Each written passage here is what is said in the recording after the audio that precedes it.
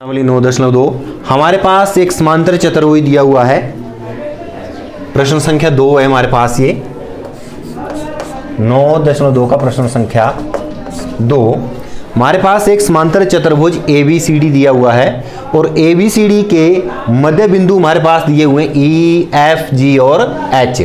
क्रमशः का बोलने का मतलब ये हुआ कि AB का मध्य बिंदु E होगा, BC का F होगा, CD का G होगा और DA का H होगा। कि एरिया ऑफ EFGH, ये जो हमारे पास समांतर, ये जो हमारे पास चतुर्भुज है EFG और H, इसका जो क्षेत्रफल है वो ABCD का हाफ होगा। किसका? ABCD का हाफ होगा। करेंगे इसका प्रमाण मतलब इसका प्रूफ करेंगे।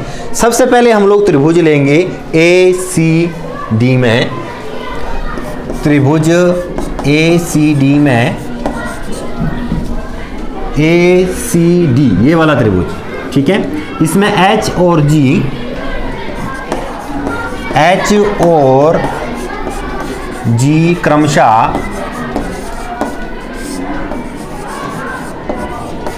भुजाओं, H किसका है? AD और CD के मध्य बिंदु हैं, ठीक है। इसके मध्य बिंदु हैं।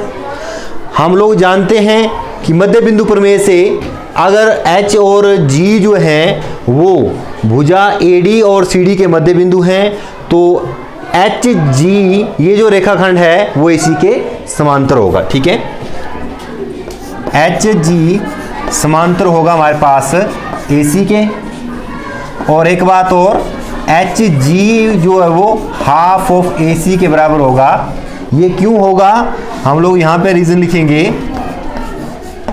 मध्य बिंदु प्रमेय। क्या लिखेंगे?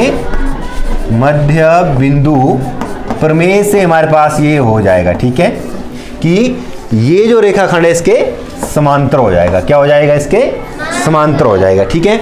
इसी प्रकार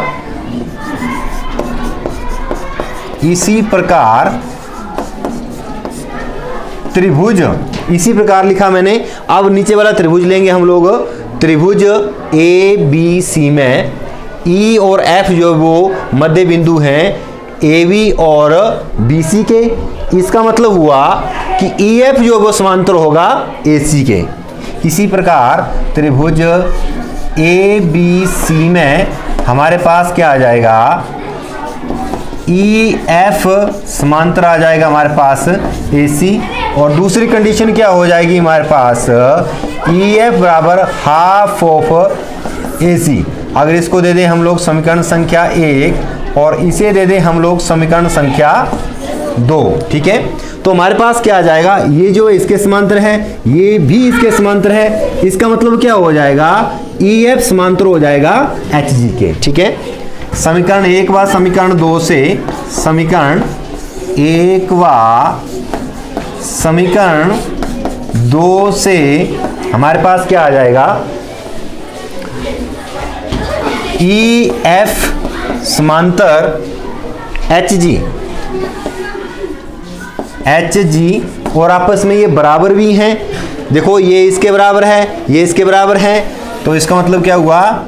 HG बराबर हो जाएगा आपके पास EF के।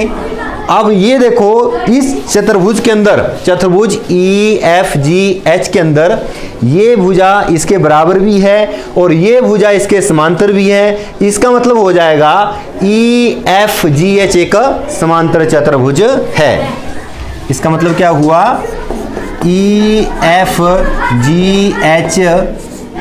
एक समांतर चतुर्भुज है। ये हमारे पास क्या आ गई? एक समांतर चतुर्भुज है, ठीक है।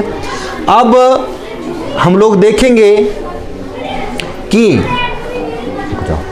यहाँ पे देखेंगे कि ये जो हमारे पास चतुर्भुज दिया हुआ है ABCD, इसमें H और F जो वो मध्य बिंदु है AD और BC के, है ना। जब ये हिस्सा इस हिस्से के बराबर है, ये हिस्सा इस हिस्से के बराबर है, इसका मतलब क्या हुआ?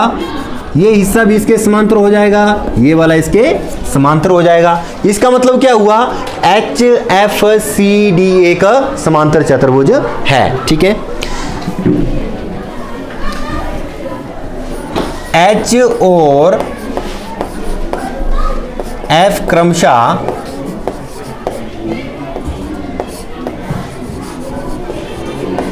भुजाओं AD और BC के मध्य बिंदु हैं,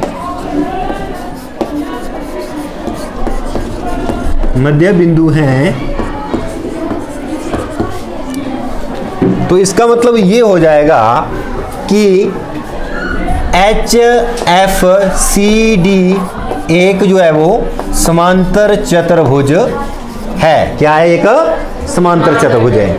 और हमने एक चीज और पढ़ी है इसमें, एक ही आधार और दो समांतर रेखाओं के बीच बने चतुर्भुज और त्रिभुज के क्षेत्र के फल के बीच में एक रिलेशन होता है कि ये जो त्रिभुज है इसका क्षेत्रफल चतुर्भुज के क्षेत्रफल का आधा होता है। ठीक है, इसका मतलब क्या हुआ कि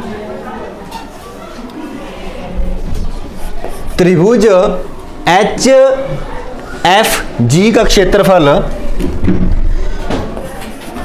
त्रिभुज HFG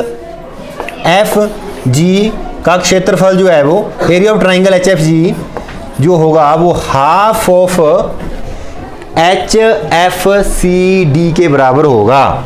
किसके, हाफ ऑफ एरिया HFCD के बराबर होगा। क्योंकि मैंने आप लोगों को बताया है कि दो समांतर रेखाओं और एक ही आधार पर दो समांतर रेखाओं, ये और ये समांतर रेखाएं हैं, दोनों का आधार एक है, तो चतुर्भुज का क्षेत्रफल और त्रिभुज के क्षेत्रफल के बीच में ये रिलेशन होता है कि त्रिभुज का क्षेत्रफल चतुर्भुज के क्षेत्रफल का आधा होता है। तो इसे दे देंगे हम लोग समीकरण संख्या 3। इसी प्रकार लिख रहा हूं मैं यहां पे, इसी प्रकार नीचे की तरफ देखेंगे, HEF का क्षेत्रफल जो है वो HABF के क्षेत्रफल का आधा होगा। क्या होगा, एरिया ऑफ ट्राइंगल HEF बराबर हाफ ऑफ एरिया ABFH। इसको दे दो समीकरण संख्या 4। अब हम लोग क्या करेंगे, समीकरण 3 और 4 को जोड़ेंगे। तो समीकरण 3 में हमारे पास ये त्रिभुज का क्षेत्रफल जो भी इसका आधा है, समीकरण 4 में हमारे पास इस त्रिभुज के क्षेत्रफल इसका आधा है, दोनों को हम लोग जोड़ देंगे। समीकरण 1 जमा समीकरण 2, तो हमारे पास क्या आ जाएगा, त्रिभुज ये यहां पे हमारे पास समीकरण संख्या 3 है, G का क्षेत्रफल जमा त्रिभुज एरिया ऑफ ट्राइंगल HEF हो जाएगा half of area HFCD plus half of area ABFH। अब यहां पे देखने वाली बात यह है कि ये जो त्रिभुज है HFG, इसका क्षेत्रफल और प्लस इसका क्षेत्रफल हो जाएगा हमारे पास EFGH का क्षेत्रफल, हमारे पास अंदर वाला चतुर्भुज आ जाएगा। और ये जो चतुर्भुज है HFCD प्लस ABFH, इन दोनों को हम लोग जोड़ देंगे तो हमारे पास क्या आ जाएगा, पूरा वाला चतुर्भुज आ जाएगा। तो आ जाएगा एरिया ऑफ EFGH बराबर हाफ ऑफ एरिया ABCD। पूरा इसका ये हमें सिद्ध करना था। ठीक है, थैंक यू।